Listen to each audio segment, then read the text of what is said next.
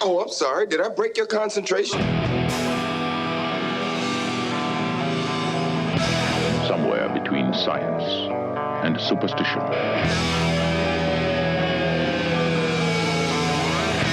We have such sights to show you.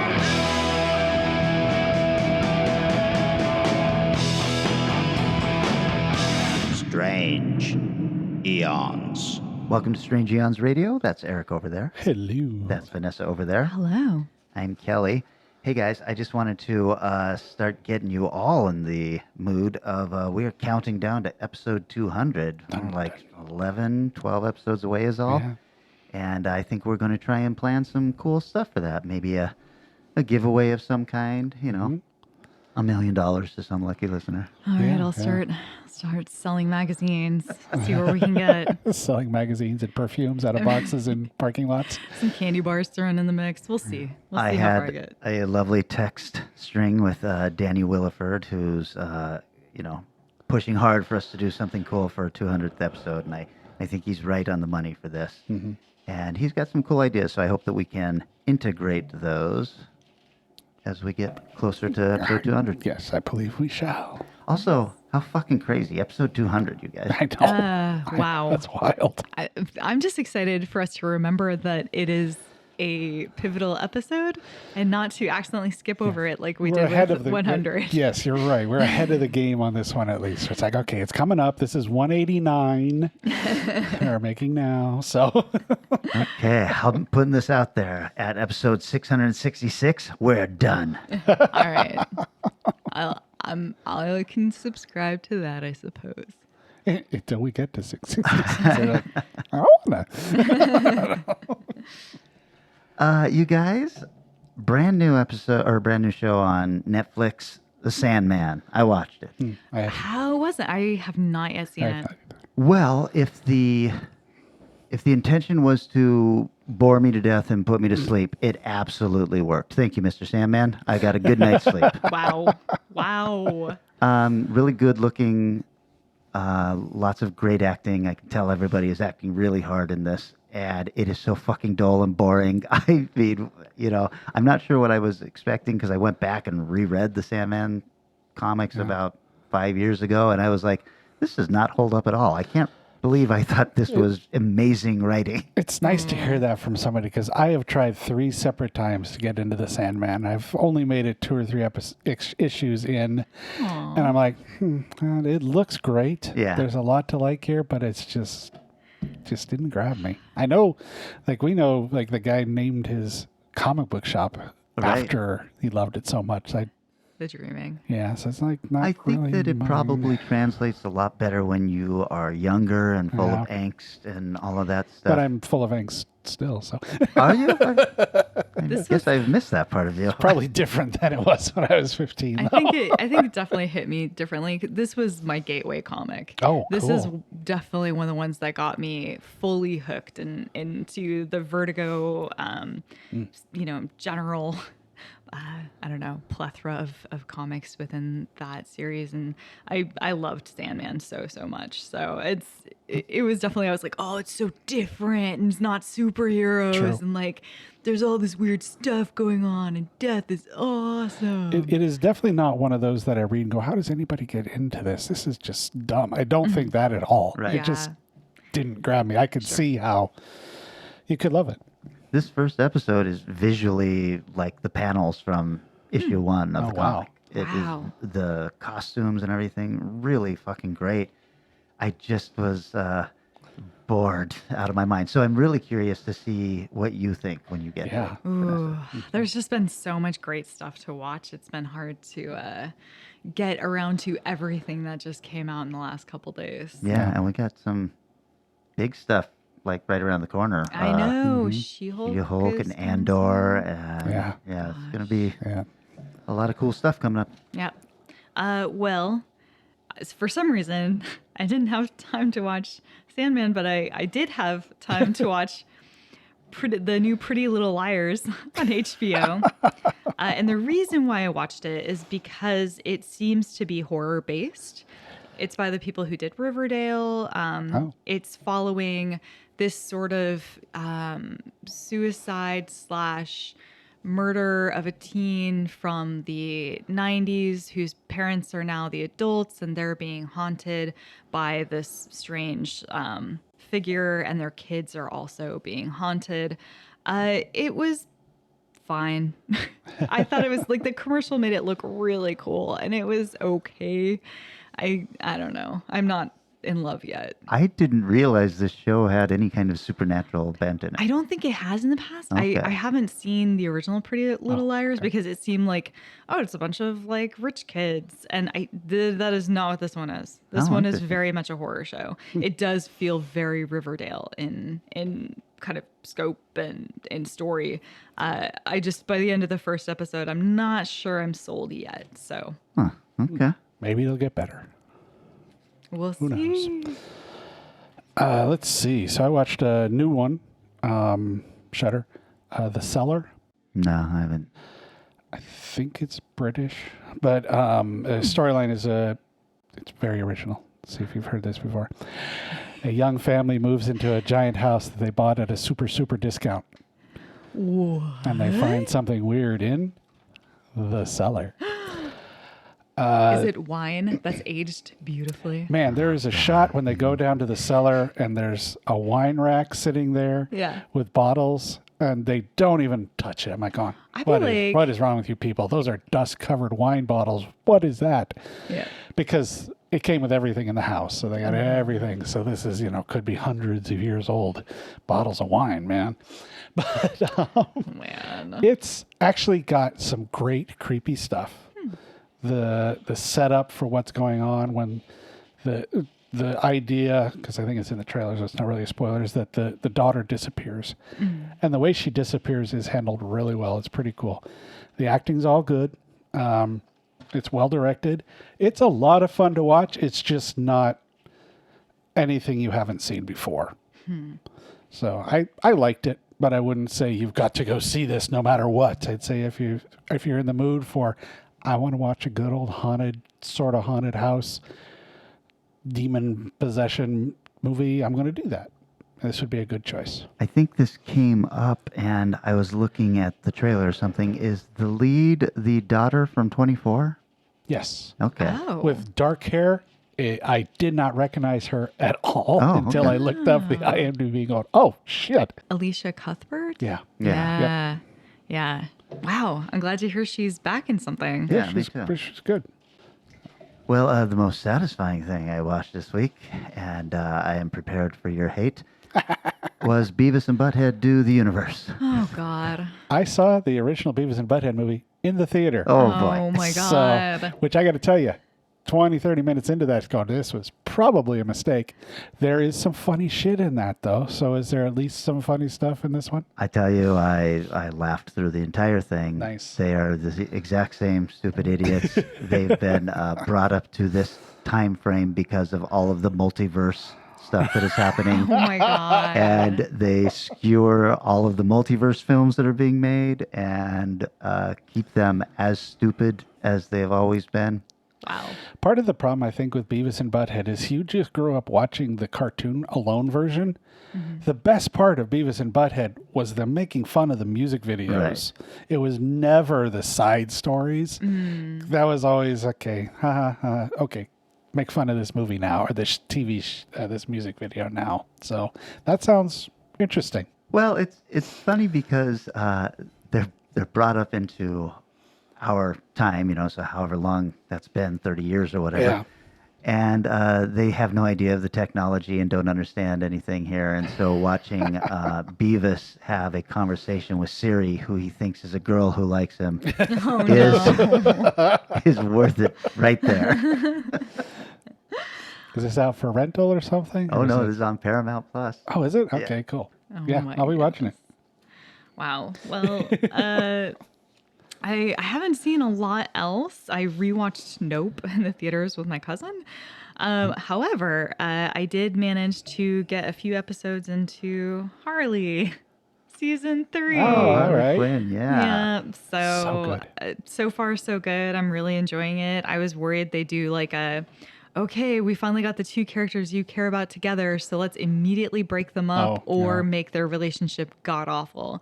And they haven't done that. There's like a lot of like, okay, there's a little trouble in paradise here and there, but it hasn't been like, oh, we've run out of ideas and the only thing worth watching in this show is like this buildup of emotions. So I'm excited to see where it goes.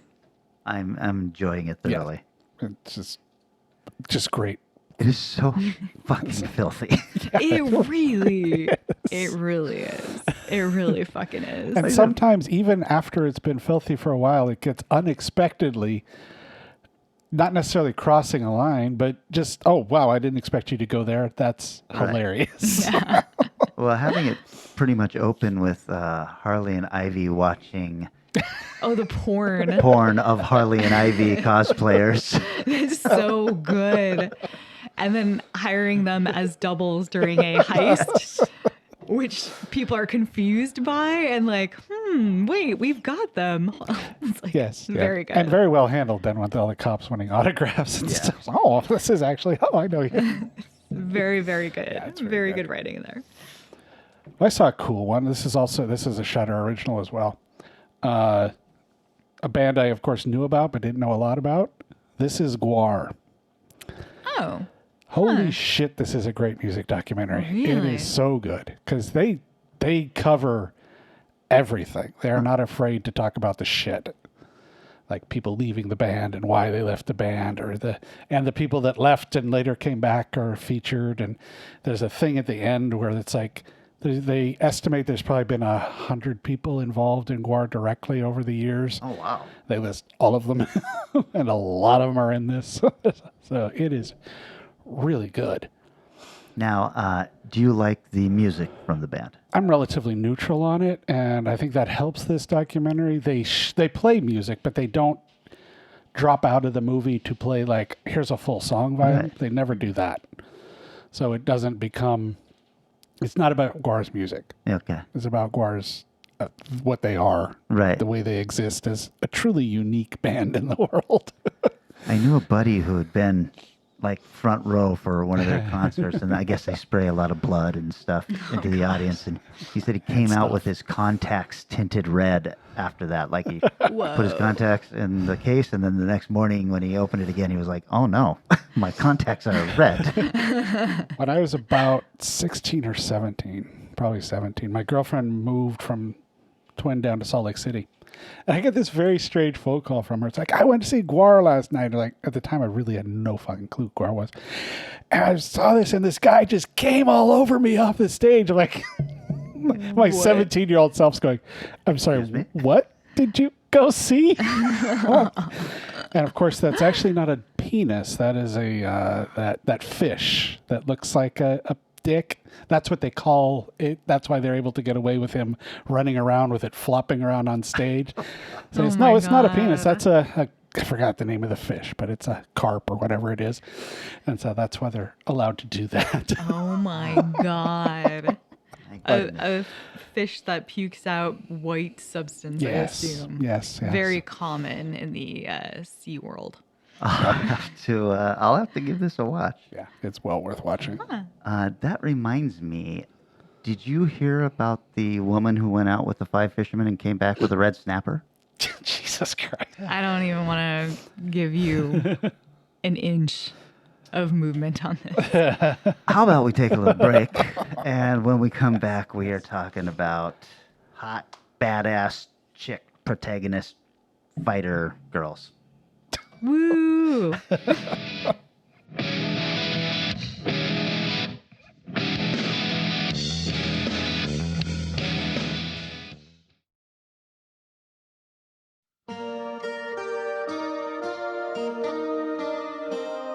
Welcome to sunny California. Who could imagine that beneath this perfect little community lies the mouth to hell, and our only hope of survival To each generation, a slayer is born. is in high school. Turn up the music! Buffy, you are the slayer. Are think I speak for everyone here when I say, huh? Chosen to fight. I'm Buffy, and you're history. Trained to maim. You're the Slayer, and we're like the Slayerettes. Dressed to kill. There's something bad out there. We'll find. You'll slay. We'll party. She's Buffy. And no demon. Don't worry. I don't bite. No vampire. No creature from hell What is your childhood trauma? can stop her. Buffy!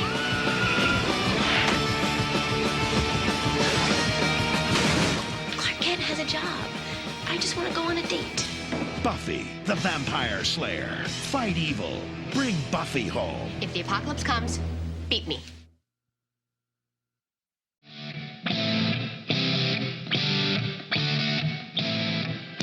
We have returned. Vanessa figured out that joke and she decided she did not like it. Was not that funny. Are you sure I figured it out?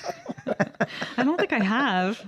Eric, this was your subgenre pick. Yes, it was. There's been a film on the exploitation circuit that I read about a long time ago, and I've been wanting to see ever since. And Vinegar Syndrome recently put out a very deluxo version of it, so I thought, let's do this. And it's a movie, 1973, Thriller, A Cruel Picture.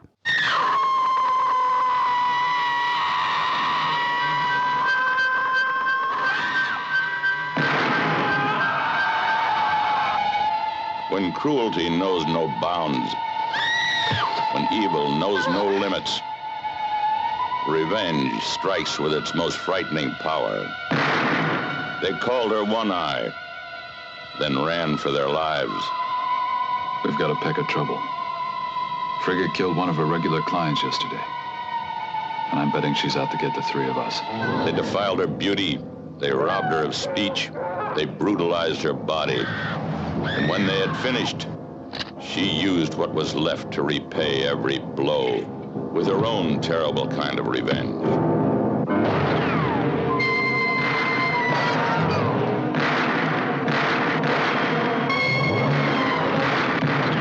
Find out where she's getting her stuff and set her up.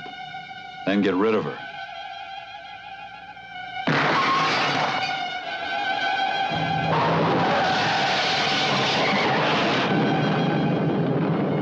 Your most fearful nightmares, the most cruel sights you have ever seen, cannot match the shock of this motion picture experience.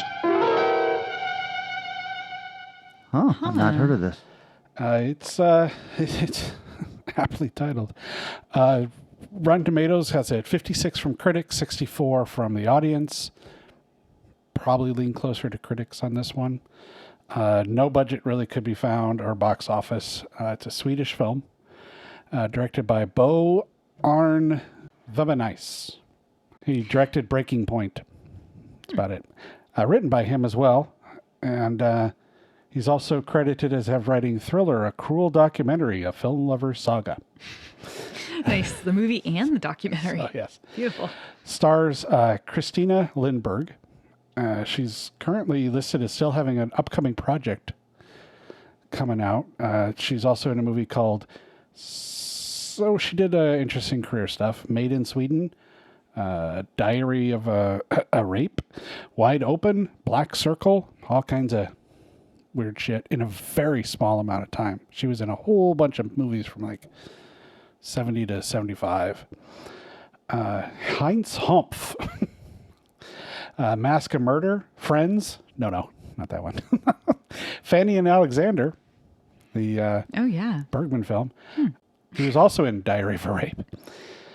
So, Wow. So the film starts in a deserted dirt road with a terrible sounding bird sound effect.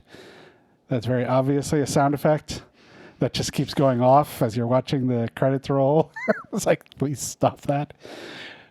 But eventually a cop car appears on the horizon, and they do kind of a flashback to a desperately uncomfortable scene.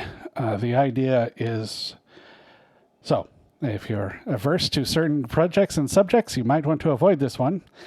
The movie starts with Christina's character as a 10-year-old girl getting, thankfully not horribly graphically, but graphic enough to be uncomfortable and disturbing, raped by a guy so badly that she no longer has the ability to speak.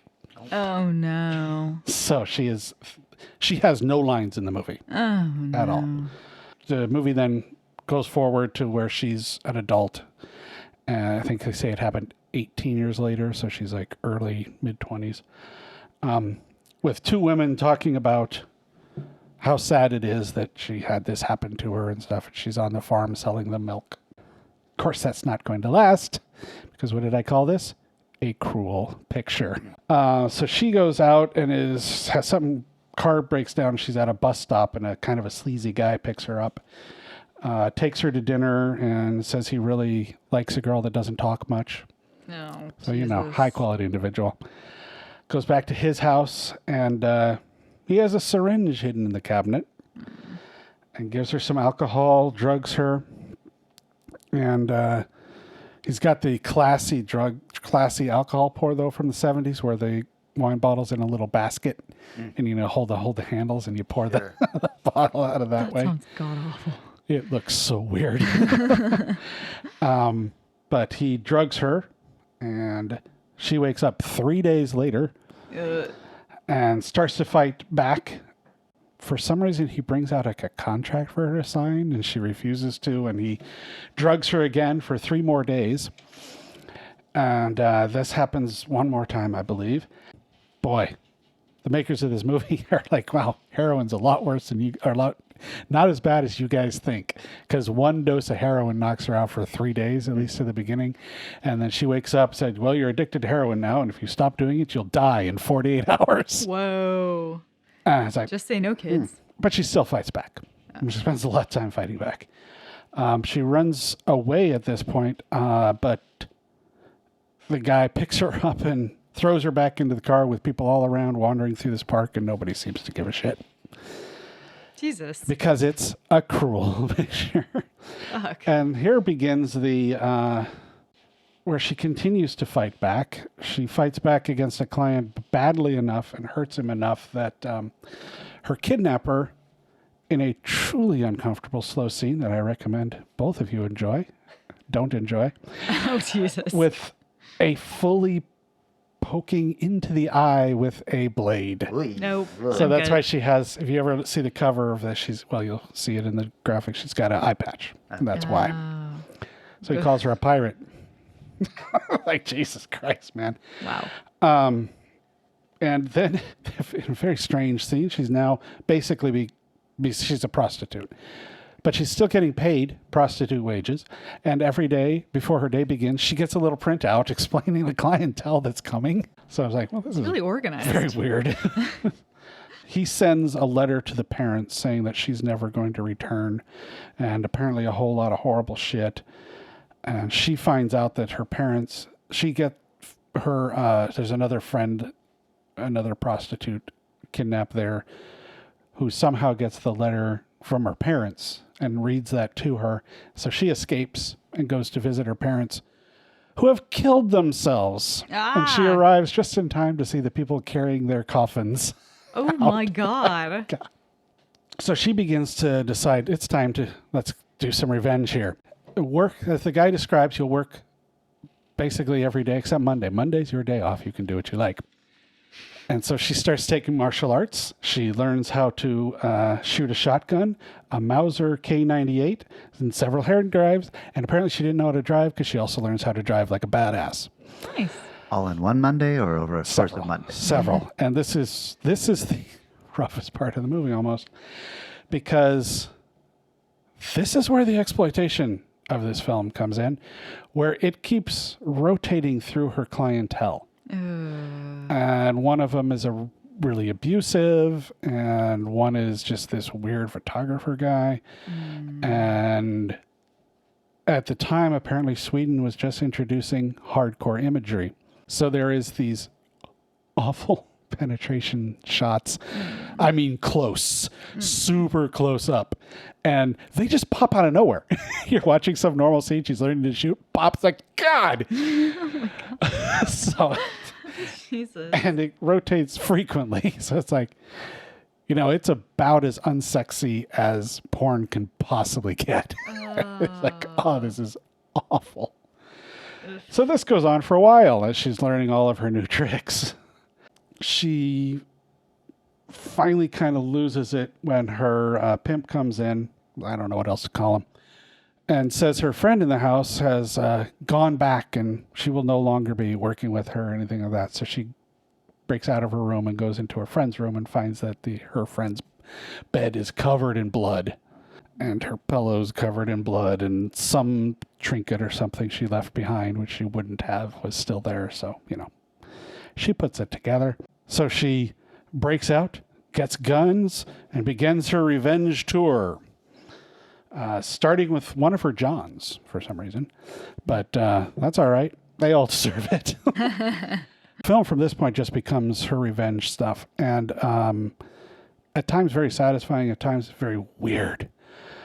She's killing one guy and the cops show up, and all the killings are done in this crazy slow-mo. I don't mean like a 50-70% pull down. It's like 20-30% of the speed. It is so slow at times.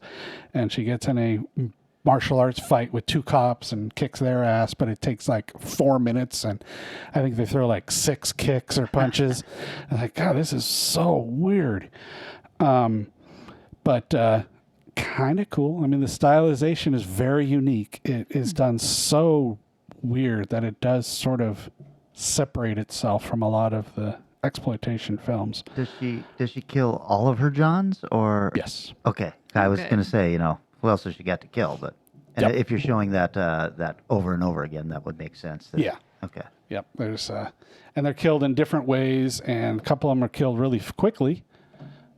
It's not quite the level of like I Spit on Your Grave, where that's very elaborate killings at times. This is just shotgun shots most of the time, or shooting them. But she certainly takes care of them, and she eventually steals a cop car to help her get around easily. And it goes from there. And it's a very solid rape revenge. She is great. She's the best part of the movie by far. Her lead role is just powerful and interesting. And she has this very innocent kind of face, which makes it so much harder to watch some of the shit that's on there. Right. Hard to recommend this one. I mean, if you're an exploitation person, I'm sure, Tony, you've already seen it. It's fairly famous in that realm. Synops and Vinegar Syndrome actually released Blu-rays very close to each other, so the rights are weird.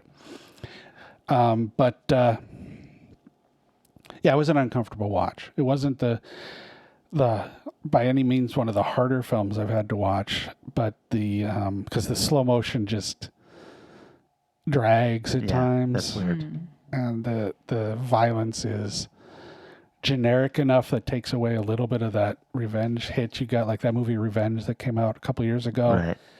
Very satisfying killings of the guys who desperately deserved it.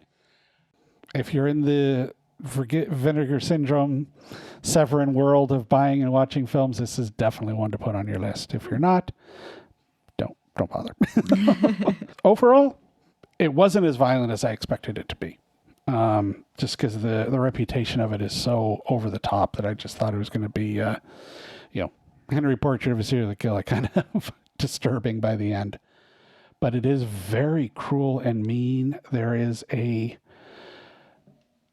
atmosphere set up in this film from that first scene that just hangs over everything. So the whole movie is very worried what horrible shit's going to happen next.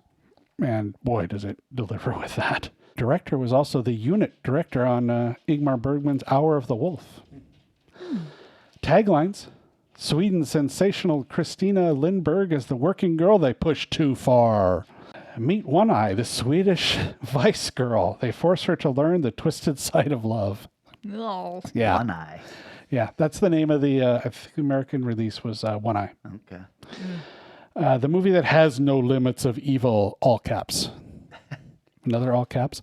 The movie that has no limits of evil. First they took her speech, then her sight. When they were finished, she used what was left on her for her own frightening kind of revenge. Wow, that's very descriptive. Yeah, it's a lot there. Swedish censorship originally banned the film And despite the tagline, this is not the first Swedish film banned in Sweden. That was a movie called The Gardener in 1912. Quite a bit earlier. What happened in that movie? I'm guessing if it was 1912, probably some kind of weird religious thing or something. Yeah, like cutting a rose a little too close Exactly, to a church or yes. something. The original running time is 108 minutes. After being banned by the Swedish Film Censorship Board, the film was truncated to 104 minutes and then cut to 86 minutes, but still banned, and finally released after being cut to 82 minutes in the U.S. The International Pictures released an 82-minute version previously. It's also been under the title Thriller, and They Call Her One Eye. And 1975 has Hooker's Revenge. Oh, Like, God. oh, that's so bad. That's rough. The rumors are that the filmmaker used an actual corpse for the eye cutting scene, Oh, I hope which not. is not good. Bo decided, the director sought to make the most commercial film ever made because he'd lost money on his previous films and needed to recoup his losses. I'm on, wow, did you swing and miss on that desire? Let's see. In Daniel Eckroth's book on Swedish exploitation films, Swedish sensation films, a Gladstein history of sex thrillers and kicker cinema, it is revealed that the producers, this is some messed up shit, took out a huge life insurance policy on Christina because they made her use real ammunition when shooting the shotgun.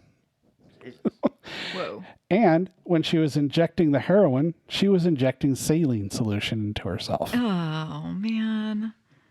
Damn. I don't think we need... Why do they make people do that? To keep it real, man. Fucking stupid. Yes, Oh, exactly. She could handle the shit out of that shotgun, though, if she was firing live ammo, man, because it did not look like she had any problem shooting it. Let's see. In 2009 interview in Film Bizarro, a website dedicated to underground and independent films, Christina confirmed that she did not do any of the hardcore scenes, but was a touring group of a pair of actors called Romeo and Juliet that traveled around Europe doing live sex shows. wow. That's cool. Well, obviously, I didn't see they never showed, obviously, the face of the double of the woman, but they did show the guy, and this is not somebody you'd want to pay to watch to have sex by any means. Hey, honey, you want to go see Romeo and Juliet with me tonight? Oh, Lord.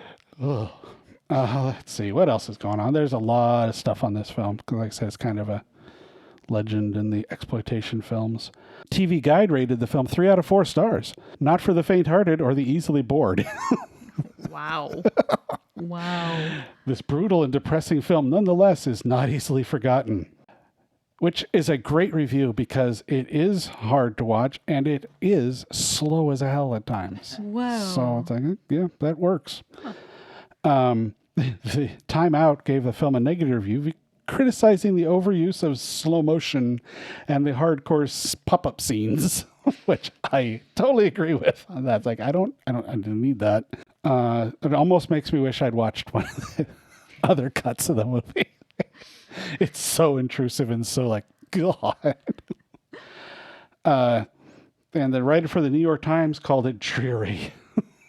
Oh, Lord. So it's an interesting film. It's not a fun watch. It's incredibly well done. It belongs on Vinegar Syndrome without a doubt. So there you go.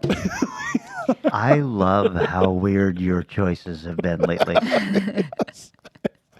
Diving deep. I don't know any other podcast that is going to pair, what was that called? Thriller. Thriller, A Cruel Picture. Mm-hmm. And then what did you choose, Vanessa? The Long Kiss Goodnight? Yeah. I don't feel like these the shows end up on any other part. It's so true. God, Eric, your stuff, I'm like, I will have to watch another 20 years worth of movies before I start to get to the point where I need to get that obscure. So Yep, that's about, yeah, that works. That math works fairly well, actually. I'm going to not watch that movie. However, Good call. Good call. I did watch a film that, God, this was a tough topic, I will say, because I had a list of like 25 incredible movies I've been dying to watch, and it just did not get easier. So I chose The Long Kiss Goodnight. Hello, girls. Caitlin, come help me in the kitchen. Hurry up, because I forget where it is. That's her mom. She's got amnesia. What if you couldn't remember your real name, your first kiss, or your last goodbye? I don't remember. Honey, you have an ETA on that carrot? Stow it. And then suddenly, I used to do this. I'm a chef. Yeah! without warning, Give me something else. Celery. Italian. Ah! all your memories Name's Charlie. I'm coming back. came flooding back to you. Evening, Charlie. Long time. One bullet at a time. I got movement on Samantha Kane. Good. I may have a lead on someone. May still have some of her stuff. This man, he's going to help me find some things out, so we'll be safe. Your full name is Charlene Elizabeth Baltimore. This could be trouble. My name is Samantha Kane. No, forget all that. I'm in the PTA. Then quit! You're an assassin working for the United States government. We have 24 hours. We find her, and we kill her. Run for your life!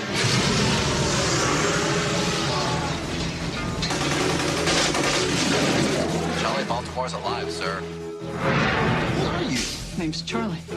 The spy. Back when we first met, you were all like, oh, fool, I burned the darn muffins. Now, you go into a bar, 10 minutes later, sailors come running out. What up with that? Honk if there's any trouble. Yeah, so Miss Daisy, I'd be honking. If you have plans for a calm, quiet evening, Cover your ears. Hey, should we get a dog? it's time to kiss them all. Good night.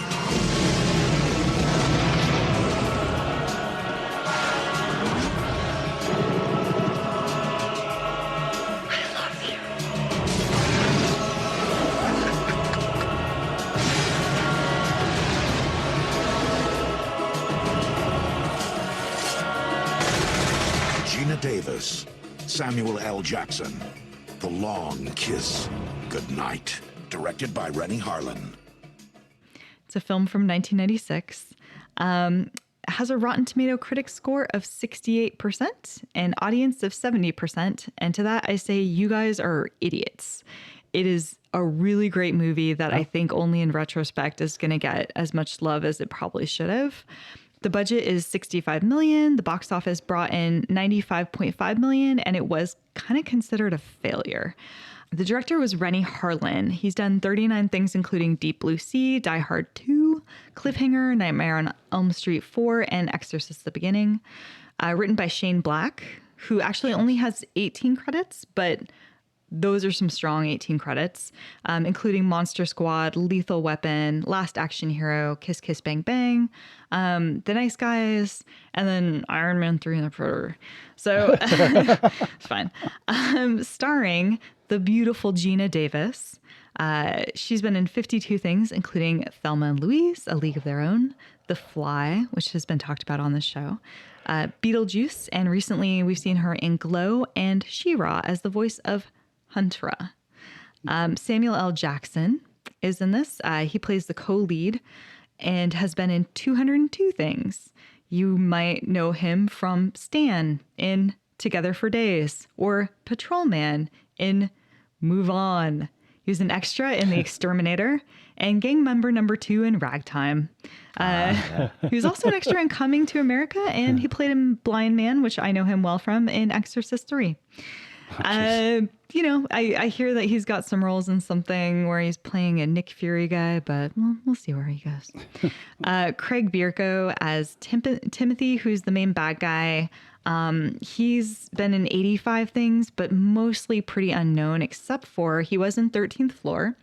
He did the Red Dwarf TV movie where he played Dave Lister. I do not know how that works because this is like a white guy. So I have no clue where that's coming from. Maybe it's the American remake. And then he's currently in a show called Unreal as the main character, Chet. And then Brian Cox is in this. Super fun to see. He's been in 236 things. Instantly recognizable. Manhunter, Braveheart, Kiss the Girls, Rushmore adaptation. He played Stryker in X-Men and is currently starring in Succession. And last but not least, I had to mention Tom Amandas, who plays Hal, our lead's kind of boyfriend, serious boyfriend guy. He's been in 82 things, but I knew him as Dr. Harold in Everwood. So a show which I remember very well from high school. So the story... Whew. All right. Samantha is a fun, exuberant, beautiful mother in a small town in Pennsylvania, working as a school teacher and dating a very kind-hearted, fun man named Hal. We see her helping get ready for Christmas, and she also is participating in the town Christmas parade as Mrs. Claus. We start to hear some VO where she gives us the setup of the story. And that is she woke up 8 years ago has amnesia as to what had happened to her before then. She never regained her memories. All she knows is that she woke up covered in scars and very pregnant. So since then, she's had this baby, and her awesome boyfriend is helping her raise this daughter with her. After a Christmas party, she's driving a family friend home when he tries to grab her boobs. She becomes distracted and hits a deer who breaks through the windshield and kicks the guy in his face. She then hits a tree and is thrown through the windshield out into a snowy ravine, face first. She kind of wakes up, gets up, snaps the deer's neck because it's laying there kind of very obviously not going to make it, in a lot of pain. And in the meantime, behind her, her car is on fire and burning with the guy unconscious inside, obviously getting burned alive. So good stuff. As she recovers, she starts to have another personality emerge and take over from time to time. And it's in these brief glimpses where she kind of forgets what's happened when the other personality shows up. She discovers she's really, really good with a knife, and she's insistent that she must have been a chef before. She also starts to just have moments where she's kind of an asshole to people around her, including her daughter, who falls while trying to learn how to ice skate and hits her wrist and is like, I'm in a lot of pain, little girl. And she's like, suck it up. Life is pain. And it's like, whoa, cool. All right. Meanwhile, in prison, an inmate is watching the local news segment and sees her as Mrs. Claus. This incites him. He breaks out, finds her at her home, and attacks. She snaps into the other mode to basically save her daughter. There's a giant piece of like the wall that gets blown out from a very explosive gun. She chucks her daughter through the wall into, on the first story, into a tree house, and then fights the guy. Pretty rough on murdering him, also snaps his neck in front of her boyfriend. And everyone's like, cool. This seems different, ma'am. Because before she was like pressing, Rice Krispies into a pan and had the big Christmas sweater. And now she's just fucking brutal. So Samuel L. Jackson is playing a guy who's a PI. He's also a scam artist, and he's been working on her case. She mentions in the VO that she initially hired very high-end detectives to try and figure out who she was, and has slowly just realized it's not going to happen and is paying cheaper and cheaper people. And he is cheaper people. However, he gets a breakthrough as a lead on her case with like an old credit card that pops up, and he sees an opportunity to rake in some cash. So he meets up with her and tries to help her figure out who she was. They decide to take a road trip together. So she says goodbye to her daughter and boyfriend, grabs this suitcase that he found in her old apartment, and pieces out. So now we start a road trip movie, and this film gets fucking bonkers. We're like maybe like 18 minutes into the movie at this point. Jesus. Like, there's so much stuff that is packed in here. So she's trying to unlock clues as to who she is and discovers pretty quickly that she was a dangerous assassin who is working for the government. She's presumed dead, but now that she's clearly not dead and kind of public and people know she exists, they are out to murder her and take her down. She follows a lead on a postcard she finds in the suitcase, and it lands her eventually into a trap where she's being tortured on a water wheel where they're plunging her down again, and she's totally strapped to it like flayed eagle, and there's lowering her again and again into ice cold freezing water. On the third time down, her other personality, Charlie, snaps up and kind of takes over Samantha. She then happily murders everyone around her. So now Charlie and Mitch continue to follow the breadcrumbs to see basically who's on her side, what's going on, why people are trying to kill her. And in the meantime, one of the guys trying to kill her, this guy named Timothy, is like desperate to take her down. And he's like an evil, evil baddie. We see him just ripping people up with a knife and smiling while he's doing it. Initially, Charlie really hates Samantha and who she'd become. She blames her for having a fat ass. She talks about what a shitty life she's led. This girl, Charlie, we all know Gina Davis with big, beautiful, red, curly locks, went down, past her shoulder length hair. Charlie cuts it all off, dyes it bleach blonde, combs it straight, looks very different, and is basically immediately tries to fuck Mitch, Samuel L. Jackson, in a very weird scene where you're like, please don't. This is so gross. And Mitch calls her out on it and says, basically, you're trying to get rid of your previous personality, but you can't. Like, Samantha was real, whether or not you think she was. And she has a daughter who you should give a call to, and she has a boyfriend and seemed to have a really good life and was a good person. So I don't know what you're doing. At that point, of course, Timothy kidnaps the daughter, and Charlie has to basically snap into mom mode and kick some ass, take down a lot of people, and try to get her back. Also, there's some kind of plot to blow up Niagara Falls. So this film is great. It's so fucking fast. It's funny. Like, there is just a million miles a minute. Really, really clever lines. It pays off pretty much everything it sets up. There's Chekhov's keeping a gun in your pants where your dick is joke that does get paid off in a really lovely way. So that's great. Sam Jackson character, it's really interesting because he's not the strong action hero. He's like a blundering sidekick, but he nails it nonetheless.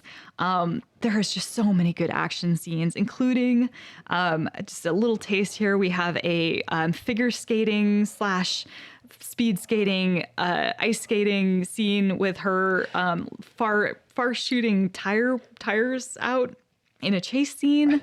There's bonkers. There's a Christmas light helicopter shootout.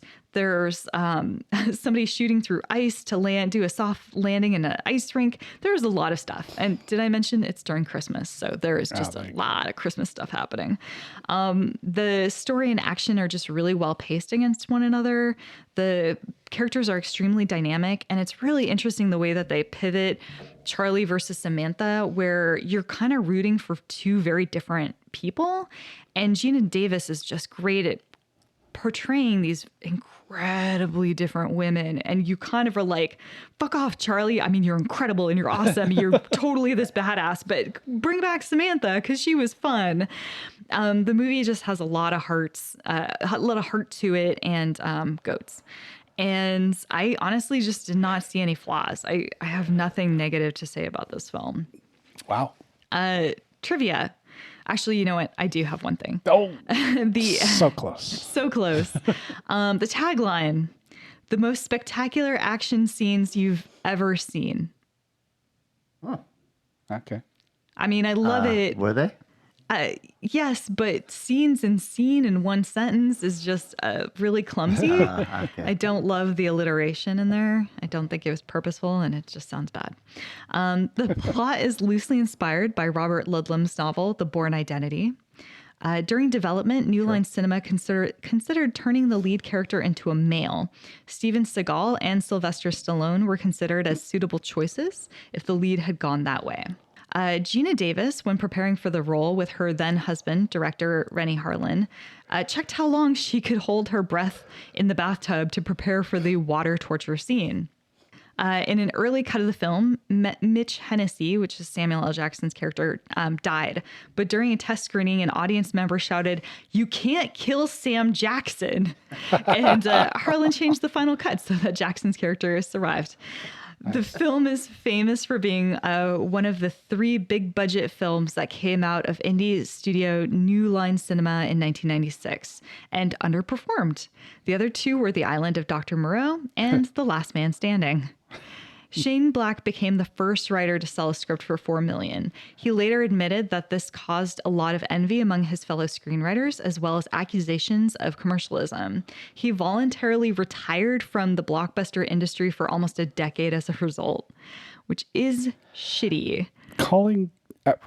I can see the jealousy, that's fine. But commercialism, aren't you selling your script to be it's so weird. If you don't want a commercial success, what the fuck you doing in LA? I don't understand. I mean, I guess mid-90s indie writers just being... The Dogma 95 going, yeah, you can't do that. It's like, Jim Jarmusch didn't sell out. Why would you? And then voluntarily retiring for the crime of being successful. He must have gotten so much shit from people. I don't know why else, because he did really kind of disappear for a bit there.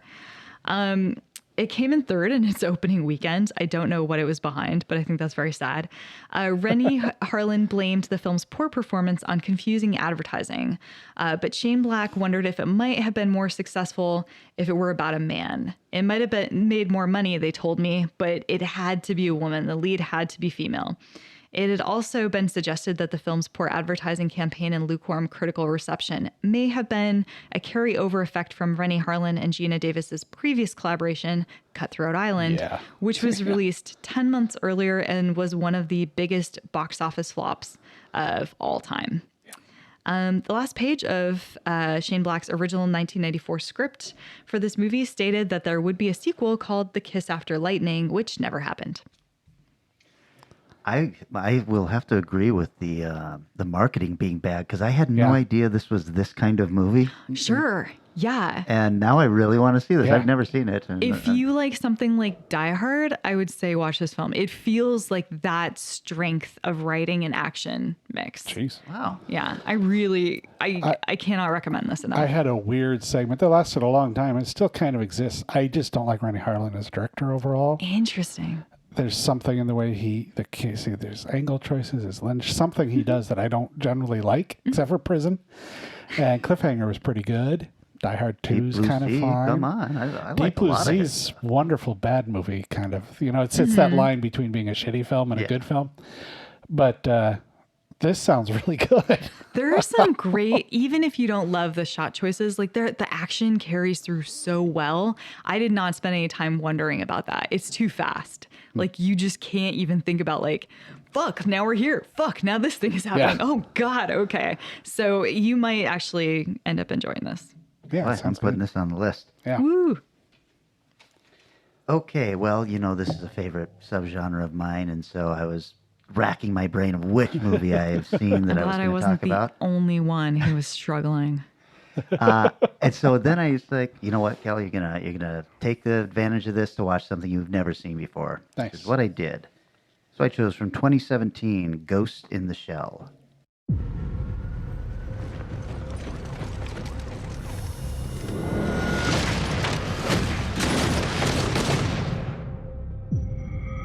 I have been watching you. You have to remember it. I saw someone down there. He wasn't human. He's a known terrorist, and he's killed again. They didn't just kill them. They hacked into their minds. He's everywhere and nowhere. I will find him. And I will kill him.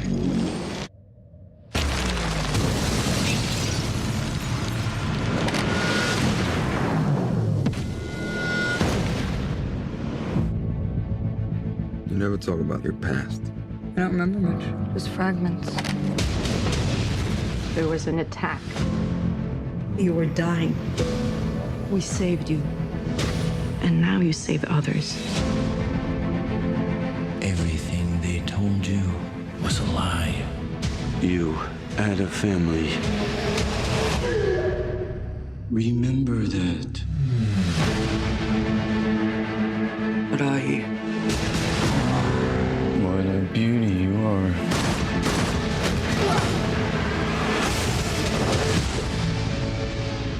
What do you want from me? They did not save your life. They stole it. How many were there before me? She was supposed to have a clean brain. I order you to terminate.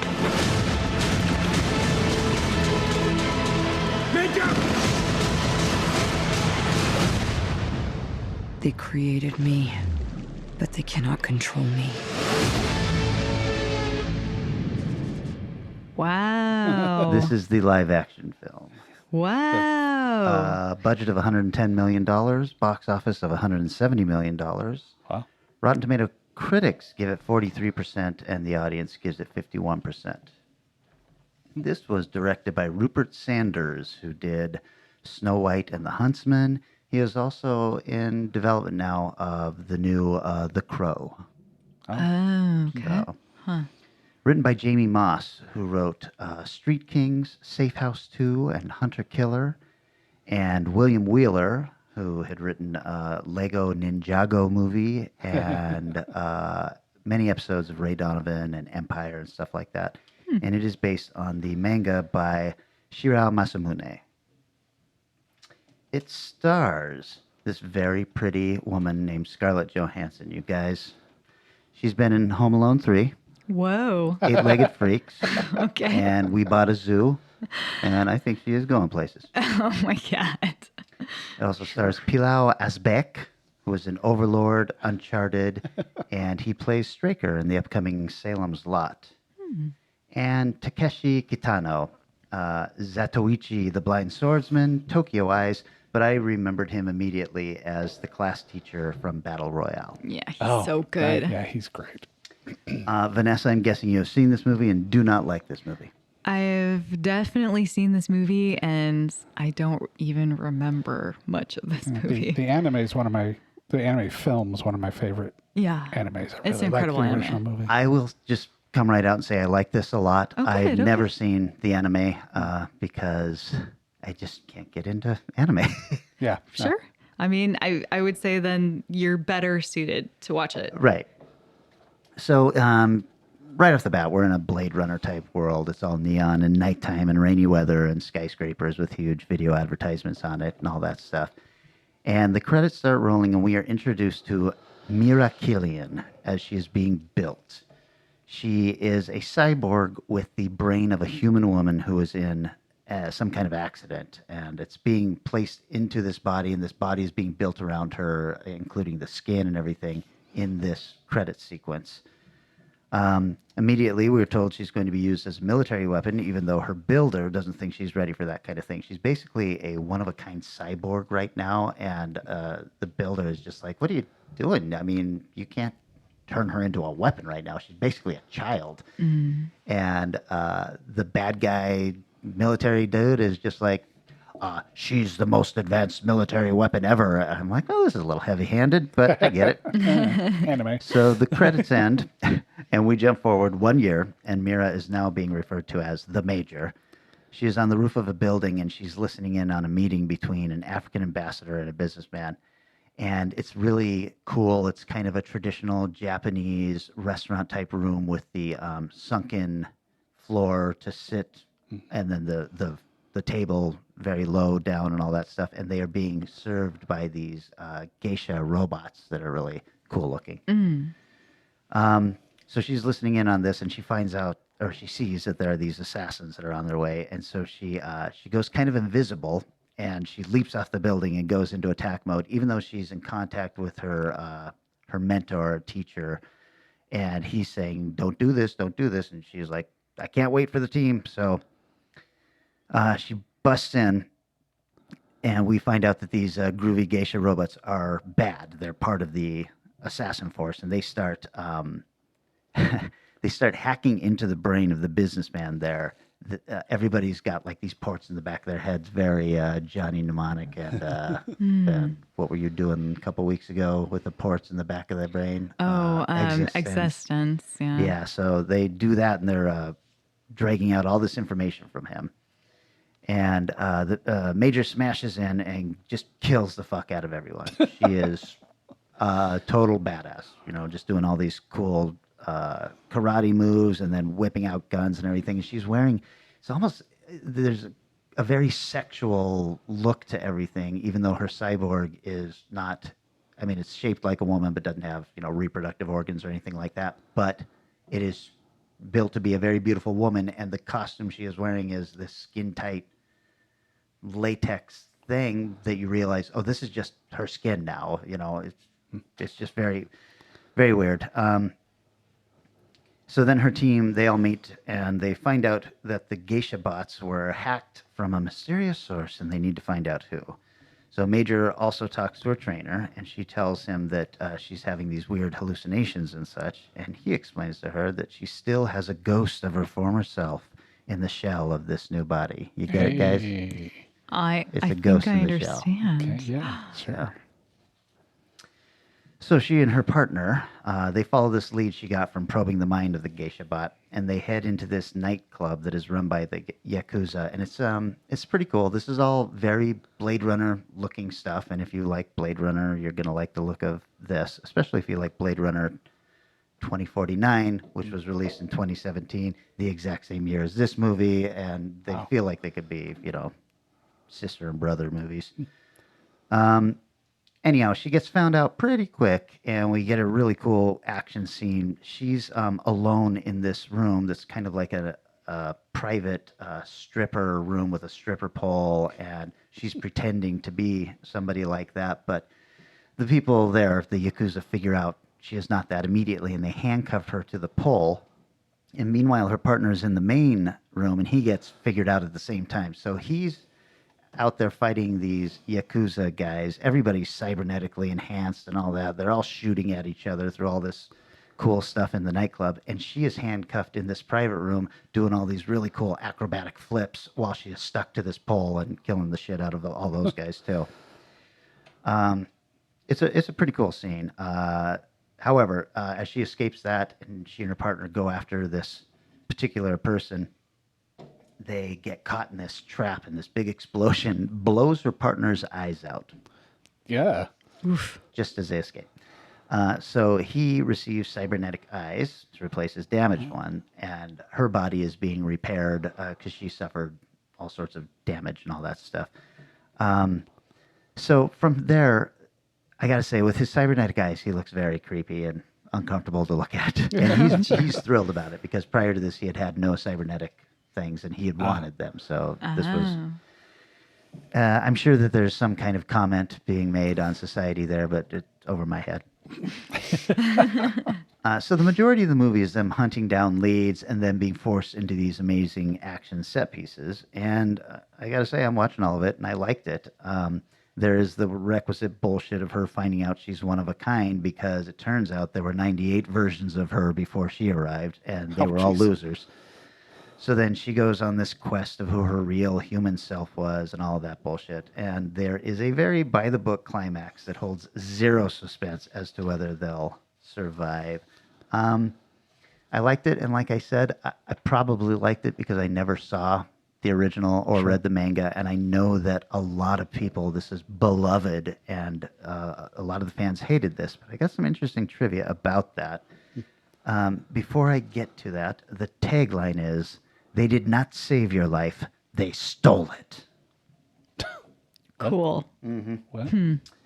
So, this is just a weird kind of circle of life thing here. The film was released almost 6 months before another film set in a dystopian future about robots, Blade Runner 2049.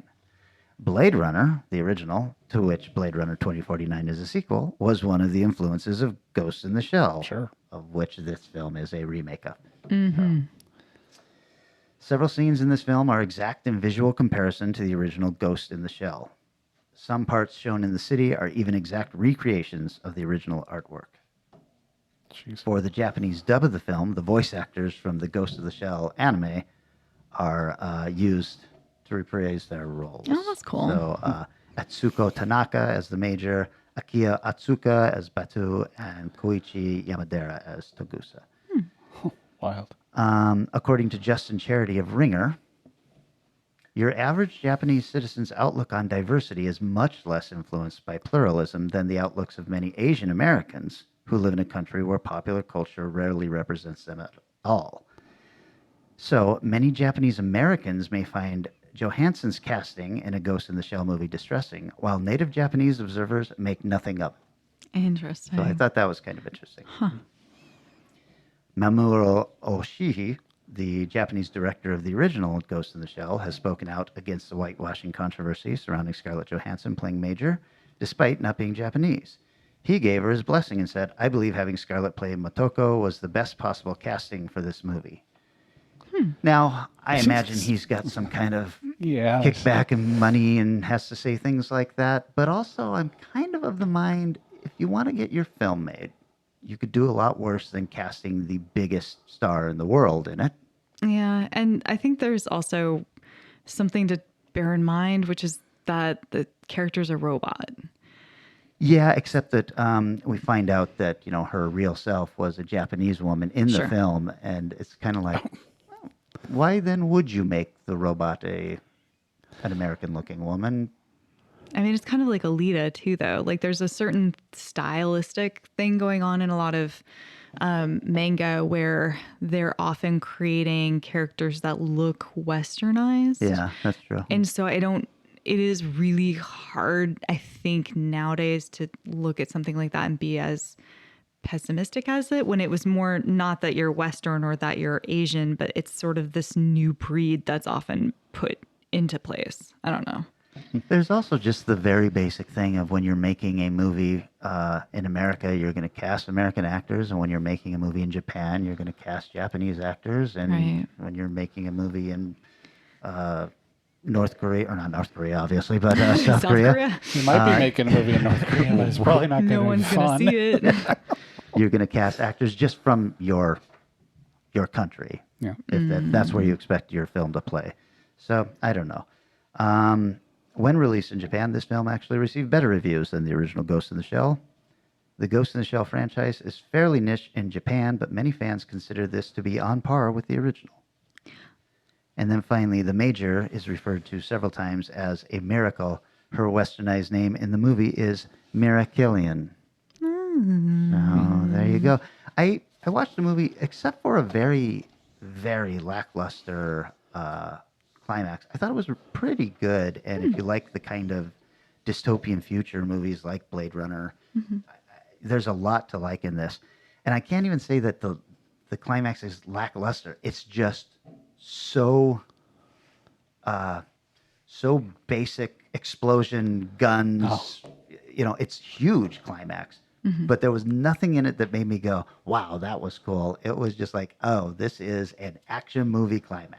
Interesting. I still can't wrap my head around the fact that this came out the same year as Blade Runner 2049. It seems like it should have been earlier than that, I doesn't thought it? it was. Oh, I totally thought it was earlier. That's so weird. Yeah, I was thinking that too. And I think that has to be because the Ghost in the Shell anime was so long ago that we feel like it's just been around forever. It's weird. It was really weird. Because I remember not seeing this in theater. I watched it at home later.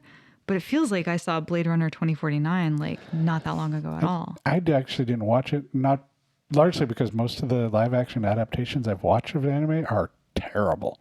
I mean, just awful. So it's like, in my research, it sounds like this is a very different story from the anime and the manga. That they took the basics and they kind of went with a westernized action movie version of it, and so I think that maybe that might be why a lot of fans are okay with this, is that it's not a complete remake. Yeah.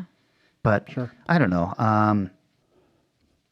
I'm glad that I've seen it.